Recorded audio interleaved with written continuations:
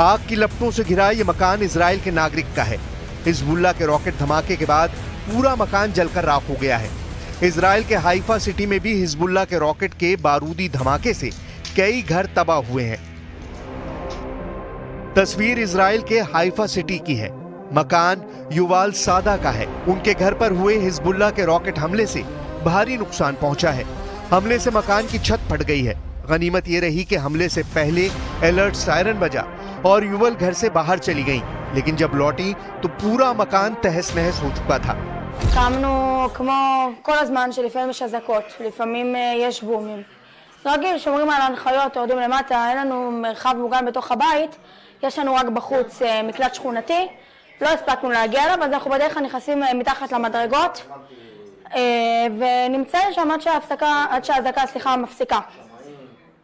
נכנסנו כולנו בערך 5 אנשים, לא הספקנו אפילו לסגור את הדלת של הארון נעליים, היה בום רציני בתוך הבית, כל הבית רעד. אני זוכרת קצת פלשבקים, כאילו אש, עשן, דברים כאלה. Israel में Netanyahu के आलोचक दावा कर रहे हैं कि इस युद्ध में सबसे बड़ा नुकसान इजराइल का ही होगा, क्योंकि हिजबुल्लाह की मिलिट्री विंग खामनेई के बिछाए बारूदी दलदल में नेतन्याहू को तेजी से खींच रही है।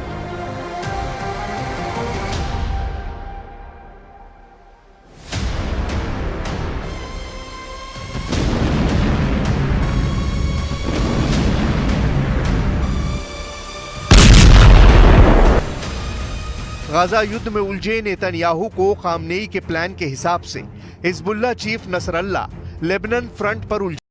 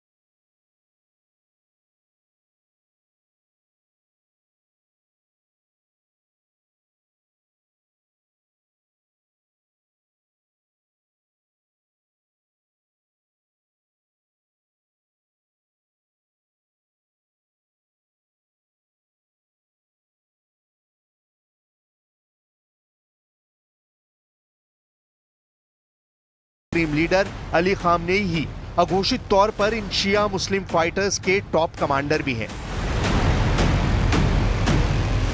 على أسلحة جديدة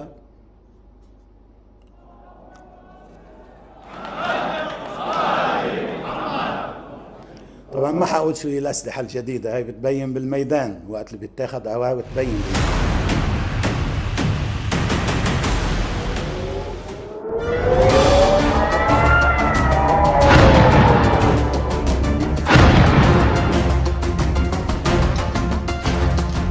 ईरान शिया बाहुल जितने भी फाइटर ग्रुप हैं उन सब की टीम बना रहा है। इजराइल से नफरत करने वाली कट्टर फौज को एकजुट कर जॉइंट अटैक का प्लान असरदार साबित हो सकता है। हिजबुल्लाह को जिन संगठनों से इजराइल के खिलाफ मदद मिल सकती है उन्हें भी देखिए। इजराइल के खिलाफ लेबनान का अमल मूवमेंट गुट हिजबुल्लाह का सबसे बड़ा साथी बनेगा। लेबनान में अमल मूवमेंट की हिजबुल्लाह की तरह राजनीतिक और मिलिट्री विंग है। अमल मूवमेंट के लेबनान संसद में सबसे ज्यादा 14 सदस्य हैं। मुस्तफा चमरान का बनाया अमल मूवमेंट इजराइल से 1978 में युद्ध लड़ चुका है। लेबनान से बाहर हिजबुल्लाह के साथ पाकिस्तान की ज़ैनब ब्रिगेड जुड़ेगी। ज़ैनब ब्रिगेड में ज्यादातर ईरान के शिया मिलिशिया लड़ाके हैं। सीरिया के गृह युद्ध में ज़ैनब ब्रिगेड ने बहुत बड़ा योगदान दिया था। इराक की पॉपुलर मोबिलाइजेशन फोर्सेस हिजबुल्लाह के साथ वॉर जोन में मौजूद रहेंगी। इराक के शिया लड़ाके गुट हिजबुल्लाह के सबसे ताकतवर पार्टनर हैं, जिसमें 67 ग्रुप के फाइटर शामिल हैं। इराक में पॉपुलर मोबिलाइजेशन यूनिट्स 2014 में बनी थी, जिसने इस्लामिक स्टेट के खिलाफ लंबी लड़ाई में जीत हासिल की थी। 2018 में इस पॉपुलर मोबिलाइजेशन यूनिट का दोबारा हैदर अल आबादी ने संगठित किया है। रूस की प्राइवेट आर्मी के तौर पर कुख्यात वैगनर लड़ाकों से मदद मिलने की उम्मीद भी हिजबुल्लाह को है। इसके साथ अजरबैजान के कई गुट युद्ध में हिजबुल्लाह का साथ दे सकते हैं।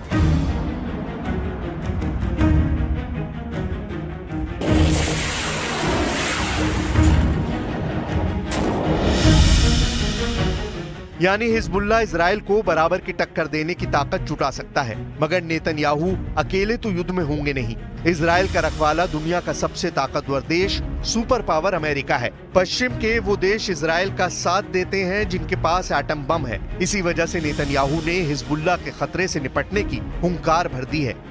אנחנו מכים בחיזבאללה במהלומות מחץ מפתיעות. לפני 3 שבועות אנחנו חיסלנו את הרמטכ"ל שלו, היום סיכלנו את תוכנית התקיפה שלו, נסראללה בביירות וחמינאי בטהרן. צריכים לדעת שזהו צעד נוסף בדרך לשנות את המצב בצפון ולהחזיר את תושבינו בבטחה לבתיהם, ואני חוזר ואומר, זה לא סוף פסוק. नेतन्याहू की धमकी के बाद लेबनान में युद्ध का डरावना माहौल है। लेबनान से विदेशी नागरिकों ने निकलना शुरू कर दिया है। लेबनान में यात्रियों को फ्लाइट कैंसिल होने से बड़ी परेशानी का सामना भी करना पड़ रहा है।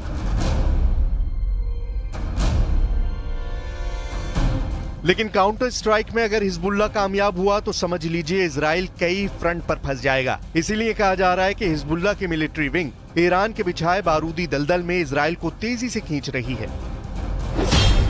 नेतन्याहू जिस बारूदी दलदल में फंसे हैं, उसमें 7 अक्टूबर के बाद सबसे बड़ा हमला इजराइल पर हुआ है। नेतन्याहू को फंसाने के लिए इस बारूदी दलदल में हिजबुल्लाह भी है, हूती भी है, ईरान भी है, और ये सब कुछ खामनेई के इशारे पर किया जा रहा है। इस बात का तो ईरान को समझने वाले भी दावा करते हैं। हानिया की हत्या के बाद नेतन्याहू के लिए इस दलदल से निकलना एक बड़ी चुनौती साबित हो रहा है। इजराइल में भी इमरजेंसी के हालात हैं, क्योंकि अपने ठिकाने पर हुए भारी नुकसान का हर्जाना वसूलने के लिए हिजबुल्लाह मोसाद के बेस पर हमले की पूरी तैयारी कर चुका है।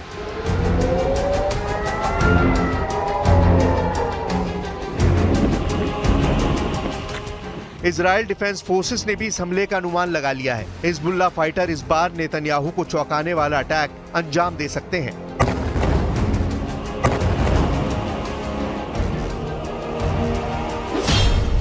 इजरायली आर्मी रेडियो और मीडिया आउटलेट हारेट्स की रिपोर्ट में दावा किया गया है कि हिजबुल्लाह मोसाद ठिकानों पर हमला करने के लिए रात का वक्त चुनेगा। इजरायली सेना का दावा है कि हिजबुल्लाह का इरादा रात भर में मध्य इजराइल में सैन्य खुफिया और मोसाद ठिकानों पर हमला करने का है।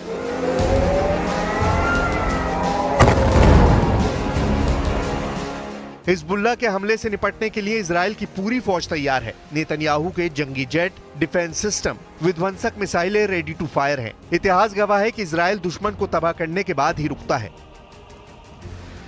वहीं लेबनान में हिजबुल्लाह लड़ाकों ने इजराइल में घुसकर आर पार के युद्ध का ऐलान कर दिया है।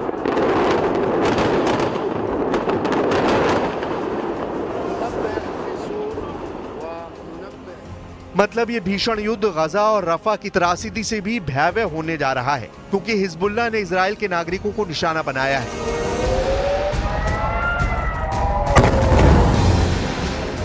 इजराइल अपने किसी भी नागरिक की जान के लिए दुश्मन देश को बर्बाद करने से हिचकता नहीं। नेतन्याहू के अगले एक्शन की भनक लेबनान को लग चुकी है। लेबनान के कार्यवाहक प्राइम मिनिस्टर युद्ध रोकने के लिए मैराथन मीटिंग कर रहे हैं। मिस्र ने भी लेबनान को आर पार की जंग से बचने की नसीहत दी है, लेकिन लगता नहीं कि हिजबुल्लाह लड़ाके किसी की सुनेंगे।